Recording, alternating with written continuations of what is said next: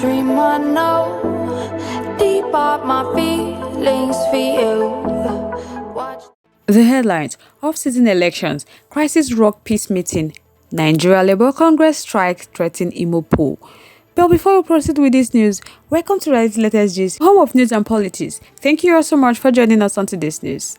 If this is your first time of watching, please do us a favor to like and subscribe, and also the notification bell to get notified when next we drop our video, because I'm sure you don't want to miss out on the trending and latest news happening on social media. You can send in your comments and keep the conversation lively in our comment section. To all our amazing subscribers, thank you all so much for staying tuned with us. To all our viewers, feel relaxed, enjoy and stay connected. A peace meeting organized by the Independent National Electoral Commission ahead of Saturday governorship election in Imo State ended in confusion on Tuesday in Owerri, the state capital, after the Inec National Commissioner representing Southeast, Kenneth Ukeagu, ordered journalists to shut down their cameras and other gadgets. Participants, particularly traditional rulers, at the section fled from the hall as the interactive section ended in disarray, following the opposition to Ukeagu's directive by the Labour Party and the People Democratic members. Also, in what could be described as another unsavory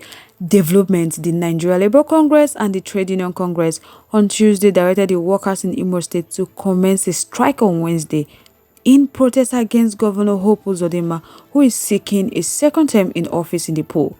There was anxiety that the strike could jeopardize the election, as the Inec might not be able to distribute and transport materials due to planned shutdown of the transport system and other public facilities in the state. Trouble started during the Owerri meeting when Ukeagu, who represented the Inec chairman, directed journalists to switch off their equipment. However, the directive was challenged by the Labour Party deputy governorship candidate, Tony Nwulu, who questioned the rationale behind the order. Nwulu insisted there was no way the media would be shut out of the stakeholders meeting and queried if the meeting was a secret court. The running mate to the People Democratic Party governorship candidate, Jose Oyiriri, supported Nwulu, insisted that the media must be part of this section. Oyiriri alleged that the directive was a confirmation that the All Progressive Congress had made an arrangement with the electoral umpire to rig the election. He also displays copies of documents he described as fake result sheets, allegedly published on Inec portal during the House of Assembly election in the state. His allegation led to a shouting match as the APC member in the hall surged towards the members of the opposition party.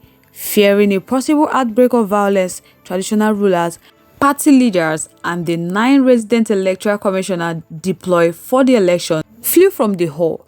It was reported that the security agents, including the police, civil defense corps, and others, could not control the rowdy situation as the party faithfully rained verbal abuse on one another. After the traditional rulers had left the meeting, normalcy was restored a few minutes later, while Inec officials and party leaders who left the hall returned after normalcy was restored. The traditional ruler did not. When the meeting resumed, opposition party insisted on the transfer of the state resident electoral commissioner. The opposition party demanded the removal of the state resident electoral commissioner, Sylvia Ago, accusing her of working for the APC. The leadership of the Labour Party has also charged the Inec for retaining Ago despite the outcry from the opposition. Governorship candidate of the opposition political parties later staged a walkout from the meeting. Party candidate, while staging a walkout, demand the immediate redeployment of the Inec resident electoral commissioner in the state, Sylvia Ago. They accused the chairman of Inec, Mahmood Yakubu, of alleged compromise. Nwulu, who is the running mate of the Labour Party candidate who preferred journalists, said that if the IG could redeploy the state commissioner of police, the Inec chairman should have done the same to Ago. But the state chairman of the APC, Ebere McDonald, who briefed journalists, said that the opposition parties were making baseless and unfounded claims. Inec fought parties. Inec announced in a statement issued on Tuesday that Ago would not be withdrawn from the state, adding that people calling for her transfer had not tendered any compelling evidence to warrant the move. The electoral umpire declared that the resident electoral commissioner would be assisted by several other national commissioners who would be physically present in Imo State to support her on the election day. But the National Publicity Secretary of Labour Party, RI0USLY, warned that if the commission insists on running along with its decision, it may be counterproductive. Ifon alleged that the party had tabled sufficient evidence to prove that Agu is a relative to one of the APC chieftaincy. Obiora said they gave an evidence to show that the woman is not competent to oversee the election in Imo State. First, she's a blood relation to APC Deputy National Chairman Emma Enuku.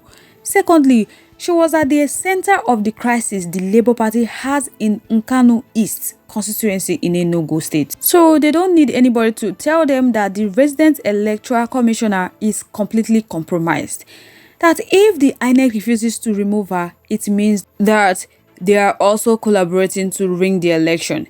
The spokesman for the Obidat Presidential Campaign Council, Yanusa Tako, also advanced the same argument. Tako warned that Inec should stick to the tenet of rotating each state's resident electoral commissioner for fairness and equity's sake. Obiora said Inec's statement has shown the level of state captured from what they are talking about, because that will make Nigerians to be in total opposition, and they believe that if the election is going to be free and fair, why are they insisting on retaining Agu? Is she the only resident electoral commissioner in the system that can conduct election? Normally, before the election, INEC reserves the right to switch their resident electoral commissioners up and down to give semblance of fairness. This is because they have stayed too long in a place, and they must have had some contact with people who are in government who may want to maintain their office. Why is INEC not doing that now? The danger here is that when they keep on forcing people to accept who they put in power, they are preparing the state for anarchy. If it reaches a point, the people will rise up to protest. Before you get to that stage, let INEC do the right thing. Justifying their directive to Imo State workers in a communique issue at the end of their extraordinary National Executive Council meeting, which was held in Abuja, the Nigeria Labour Congress and the Trade Union Congress directed workers in the state to shut down the airport, power supply and other amenities until their demands are met. The union, in a statement jointly signed by the Nigeria Labour Congress National Vice President Adewale Adeyanju and the Trade Union Congress President Festus Osifo, vowed to escalate the crisis by directing all workers to shut down their tools nationwide if their demands were not met by November 14. The union had previously listed 15 demands the state government must meet.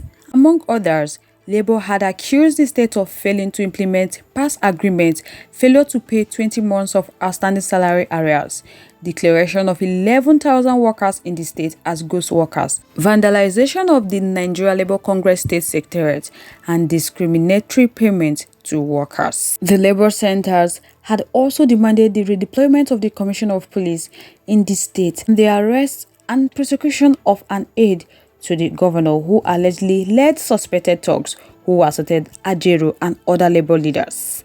Ajaero was taken into what the police called protective custody after he was allegedly beaten by suspected thugs.